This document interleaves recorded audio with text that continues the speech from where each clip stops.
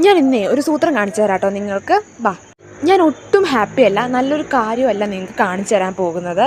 ഇന്ന് ഞങ്ങളെല്ലാവരും വീട്ടിൽ പോവാണ്, ലീവാണ്. അപ്പോൾ ഒട്ടും സമയമില്ല. എന്നാലും എനിക്കിത് നിങ്ങളോട് ഷെയർ ചെയ്യണമെന്ന് തോന്നി, അതുകൊണ്ടാണ് ചെയ്യുന്നത്. എൻ്റെ കോട്ടാണ് കേട്ടോ. എൻ്റെ കോട്ടിൽ മനഃപൂർവ്വം ആരോ പേന വെച്ചിട്ട് കുത്തി വരച്ചിരിക്കുന്നതാണ്. ഒന്നാമത്തെ പ്രാവശ്യമല്ല, രണ്ടാമത്തെ പ്രാവശ്യമാണ് ആരായാലും ഇങ്ങനെ ചെയ്യുന്നത്. ആരാണെന്ന് എനിക്ക് ഇതുവരെ അറിയാൻ പാടില്ല. ഇത് ഒരു പ്രാവശ്യം തന്നെ ഉരച്ച് കഴുകിയിട്ട് എനിക്ക് നല്ല ബുദ്ധിമുട്ടുണ്ടായിരുന്നു. എന്നിട്ടാണ് ഇപ്പോൾ രണ്ടാമത്തെ പ്രാവശ്യം ഇങ്ങനെ കാണിച്ചു വെച്ചിരിക്കുന്നത് കേട്ടോ. ഇങ്ങനെ മറ്റൊരാളെ ഉപദ്രവിച്ചിട്ട് ആർക്ക് എന്ത് സന്തോഷമാണ് കിട്ടുന്നതെന്ന് എനിക്കറിയാൻ പാടില്ല. ഇങ്ങനെ ചെയ്തത് ആരായാലും അയാളൊരു സാഡിസ്റ്റാണെന്ന് എനിക്ക് പറയാനുള്ളൂ.